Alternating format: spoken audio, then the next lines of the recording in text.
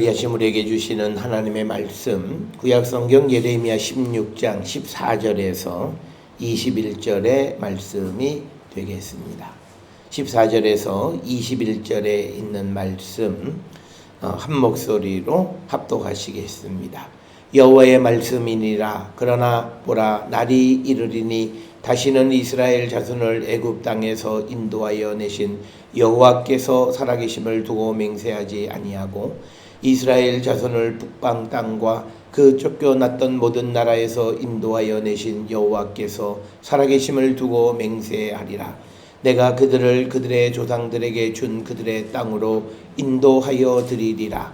여호와의 말씀이니라. 보라, 내가 많은 어부를 불러다가 그들을 낫게 하며 그 후에 많은 포수를 불러다가 그들을 모든 산과 모든 언덕과 바위 틈에서 사냥하게 하리니 이는 내 눈이 그들의 행위를 살펴보므로 그들이 내 얼굴 앞에서 숨기지 못하며 그들의 죄악이 내 목전에서 숨겨지지 못함이라. 내가 우선 그들의 악과 죄를 배나 갚을 것은 그들이 그 미운 물건의 시체로 내 땅을 더럽히며 그들의 가증한 것으로 내 기업에 가득하게 하였음이라. 여호와 나의 심 나의 요새 환난 날의 피난처지요. 민족들이 땅끝에서 주께 이르러 말하기를 우리 조상들의 계승한 바는 허망하고 거짓되고 무익한 것뿐이라. 사람이 어찌하여 신 아닌 것을 자기의 신으로 삼겠나이까 하리이다. 여호와께서 이르시되 보라, 이번에 그들에게 내 손과 내 능력을 알려서 그들로 내 이름이 여호와인 줄 알게 하리라. 아멘.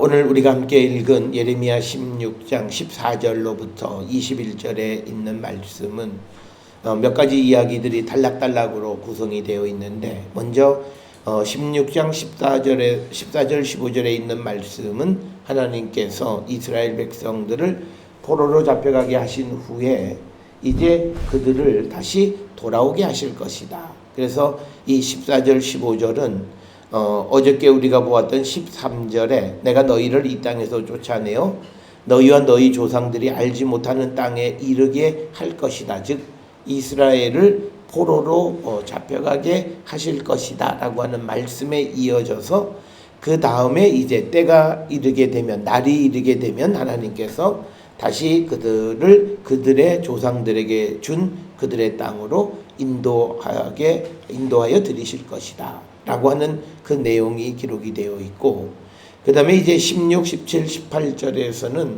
하나님께서 이스라엘에게 그런 재앙을 주신 이유는 뭐냐면 이스라엘의 악에 대해서 하나님께서 배나 갚으신 결과다라고 하는 거고, 그들의 그 이스라엘 백성들의 악죄는 뭐냐면 하나님의 기업을 더럽힌 것이다. 그런데 18절에 보면 가증한 것으로, 즉 우상 숭배 때문이다라고 하는 것이 되겠고요. 그 다음에 이제 마지막으로 이제 19절로부터 21절까지는 예레미야의 기도가 되겠고, 이 기도의 핵심은 뭐냐면 21절에 왜 이런 재앙을 보내셨는가? 그것은 그들에게 내 손과 내 능력을 알려서 그들로 내 이름이 여호와인 줄을 알게 하리라. 즉 하나님을 알게 하기 위해서, 여호와가 이스라엘의 하나님이심을 알게 하기 위해서 이 재앙을 보냈다라고 하는 겁니다. 따라서 오늘 주시는 이 본문을 통해서, 그리고 우리가 성경을 통해서 우리에게 때로는 온전한 삶을 살지 못하고 우리가 죄악 가운데 있을 때 하나님이 이스라엘 백성들의 죄에 대해서 벌을 내리시는 이유는 그 과정을 통해서 이스라엘이 하나님께 돌아오게 하기 위해서다. 그래서 심판, 즉 하나님의 징계도 사랑의 한 방편이다라고 하는 그런 신학적인 용어를 우리가 사용하고 있다라고 하는 겁니다. 그래서 오늘 주시는 본문 14, 15절에서는 이제 하나님께서 이스라엘 자손을 북방 땅과 쫓겨났던 모든 나라에서 인도하여 내실 것이다 라고 하는 겁니다. 특별히 14절에 보면 다시는 이스라엘 자손을 애굽 땅에서 인도하여 내신 여호와께서 살아계심을 두고 맹세하지 아니하고, 즉 과거의 하나님을 두고 맹세하는 것이 아니라 이제 15절은 지금 이스라엘이 직면하고 있는 북방 땅, 그리고 그들이 쫓겨나서 포로 생활을 하고 있는 그곳에서 이제 인도하여 내시는 그 하나님을 두고 내가 맹세하는데, 하나님께서 조상들에게 주었던 땅으로 다시 인도하여 들이실 것을 분명하게 말씀하고 있습니다. 따라서 오늘 우리가 주시는 이 본문의 말씀을 통해서 우리가 여러 가지 인생을 살아가는 환난, 어려움, 그런 역경 가운데에서 우리가 그 속에서 우리가 좌절과 절망하면 안 된다라고 하는 이유는 바로 그거예요.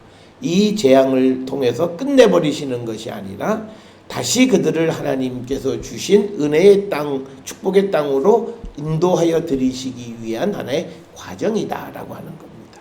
그래서 우리가 극단적으로 표현하면 고난 가운데 있는 사람은 하나님의 축복 속에 있다라고 말할 수 있다고 말하는 이유는 바로 그런 이유다라고 하는 겁니다. 특별히 또 오늘 주시는 14절과 15절을 대비해서 우리가 한 가지 기억할 수 있는 것은 하나님은 늘 새로운 방식으로 우리를 구원해 주시고, 그리고 우리가 어떤 종류의 어려움을 직면할지라도 그 어려움에서 우리를 능히 구원하실 수 있는 분이다. 즉 오늘 주시는 14절에 보면 과거에는 애굽 땅에서 구원하셨던 분이세요. 그러면 그분이 이스라엘이 바벨론의 포로가 되었을 때 과연 구원해낼 수 있는가? 하나님은 어떤 환경에 우리가 처할지라도 우리를 구원할 수 있는 능력이 있으신 분이다. 그래서 오늘 주시는 이 본문의 말씀을 통해서 하나님이 우리를 구원해 주시는 것은 단순히 우리가 종교적으로 믿음의 삶에서 우리의 죄를 용서하시는 그 구원만 간섭하시는 것이 아니라 우리가 세상을 살아가는 모든 영역의 삶에서 우리를 구원하실 수 있는 분이시다. 우리가 어떤 처지에서 어떤 어려움 속에 있을지라도 하나님은 우리가 처해 있는 어려움 속에서 우리를 능히 구원하시고 원래 우리의 상태로 돌이켜 주실 수 있는 능력의 하나님임을 우리에게 강조하고 있다. 그래서 우리는 이 하나님의 도우심을 우리가 교회에서 예배하고 기도할 때만이 아니라 우리가 살아가는 일상의 모든 삶 속에 우리가 겪고 있는 여러 가지 어려움 속에서도 하나님은 능히 우리를 구원하실 수 있는 분이시다. 바로 이처럼 하나님은 우리의 모든 삶에서 우리를 구원하시는 분이라고 하는 이 신앙은 사도 바울에게도 영향을 끼칩니다. 그렇기 때문에 사도 바울은 하나님에 대한 복음의 말씀을 전할 때 그것이 단순히 종교적인 영역에서만 영향력을 미치는 그런 말이 아니라 그 사람의 삶 전체를 바꿀 수 있고 그들을 구원하실 수 있는 분이시다. 그래서 과거에는 애굽에 종살이할 때 구원하셨던 분이라면 지금 바벨론의 포로 가운데 있었을 때에도 그들을 구원하실 수 있는 분이시다라고 하는, 이 말은 2000년 전, 3000년 전에 이스라엘을 구원하셨던 하나님이 오늘 지금 우리가 겪고 있는 어려움도 능히 구원하실 수 있는 분. 그래서 하나님은 과거의 하나님이실 뿐만 아니라 지금 우리를 구원해 주시는 구원의 하나님이시고 또 미래에 우리가 어떤 어려움에 처할지라도 우리를 능히 구원하실 수 있는 하나님이심을 우리에게 가르쳐주는, 그래서 하나님은 시간과 공간을 초월해서 모든 인류를 구원하시는 구원의 능력 있는 분이심을 나타내는 표현이 오늘 14절 15절의 말씀이 되겠습니다.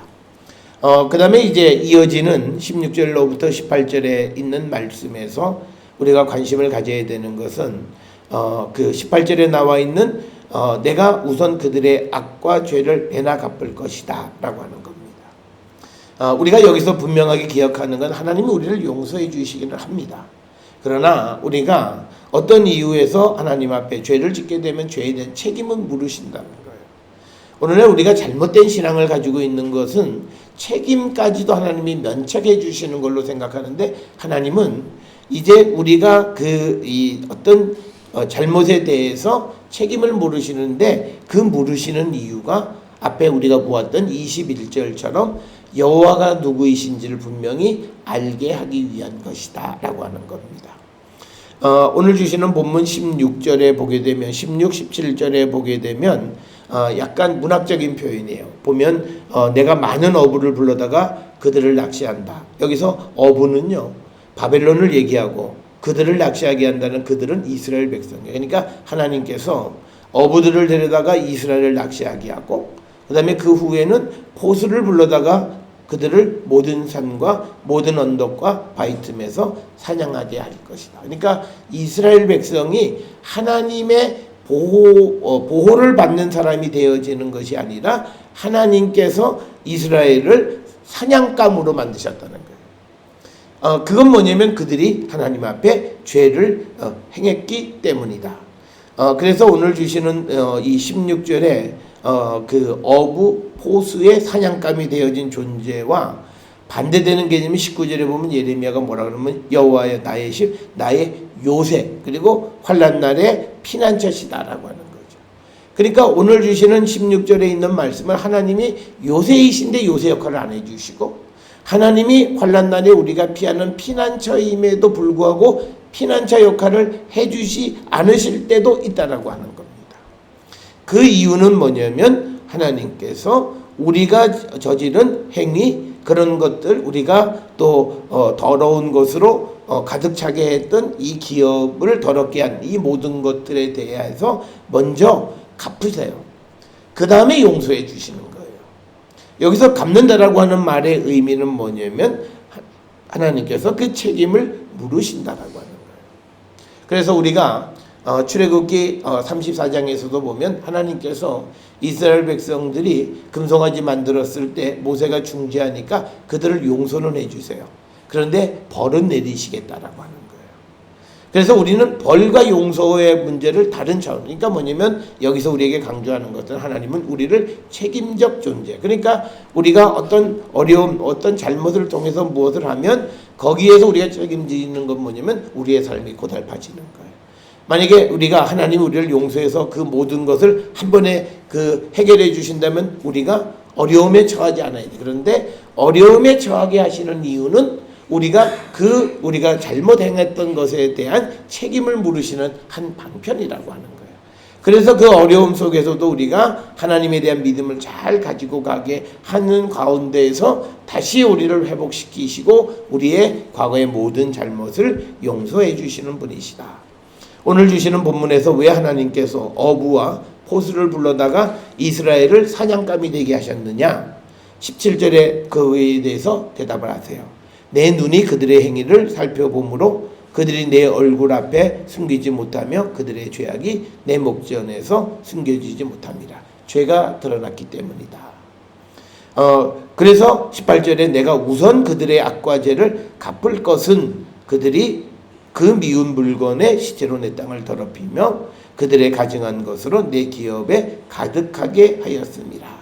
그러니까 오늘 주시는 본문에서 이스라엘 백성이 바벨론의 포로로 잡혀가는 것은 이스라엘이 하나님 앞에 악을 행한 것에 대해서 하나님이 책임을 묻고 그것을 갚으시는 거예요.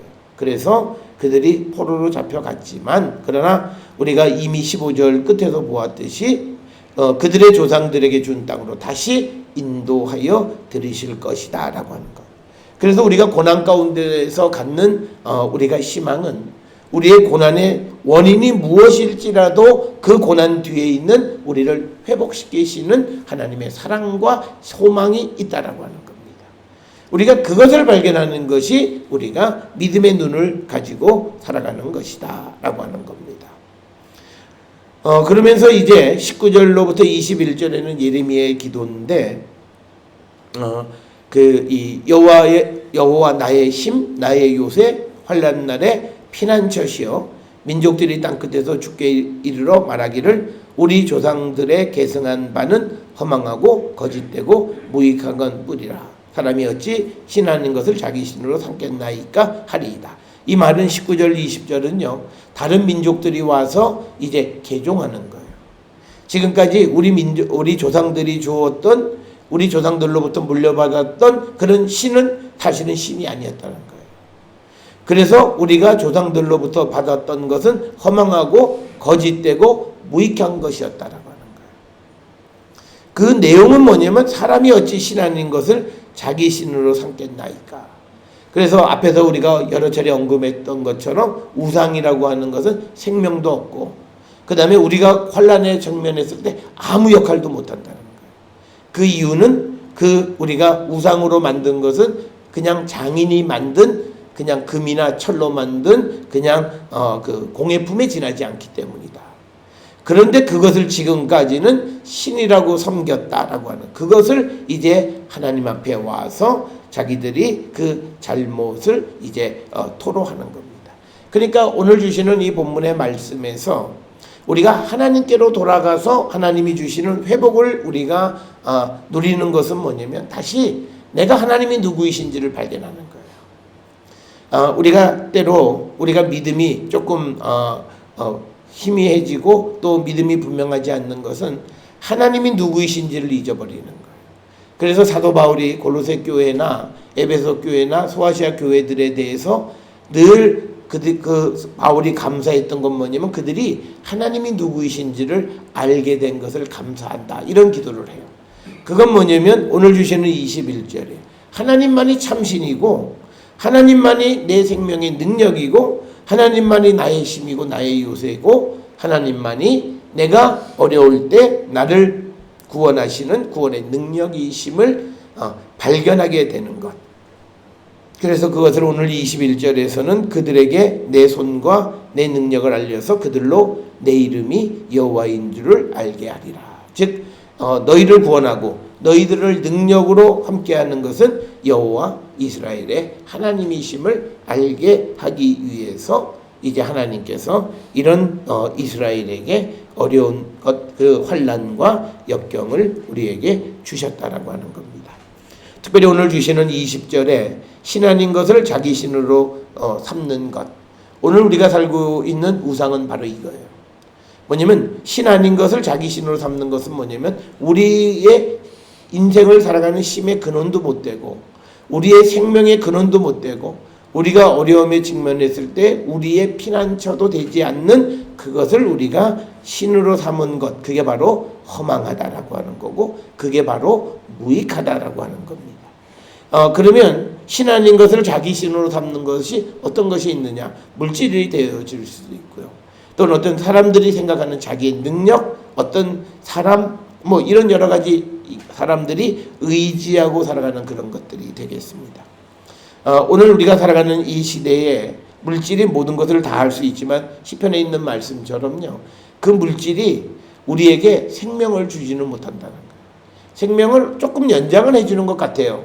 그러니까 우리가 그것을 착각해서 마치 우리에게 영생을 주는 것 같은데 우리에게 영생을 주시는 것은 예수 그리스도를 통해서 하나님만이 주시는 것이지 우리가 세상에 있는 그 어느 것도 우리에게 영생을 주지 못한다라고 하는 이걸 우리가 발견하게 돼서 하나님을 의지하게 되는 것. 이게 우리가 하나님께로 돌아가는 것이 되겠고요.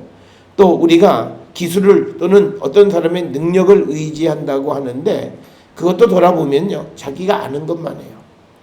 특별히 의사들이 능하고 능력이 있다라고 해도 그 의사는 그 시대까지 알려진 기술로 사람을 고치는 거지 그것을 넘어서는 다른 것 그거는 난치병, 불치병 그래서 그는 손 놓고 아무것도 못하는 거예요.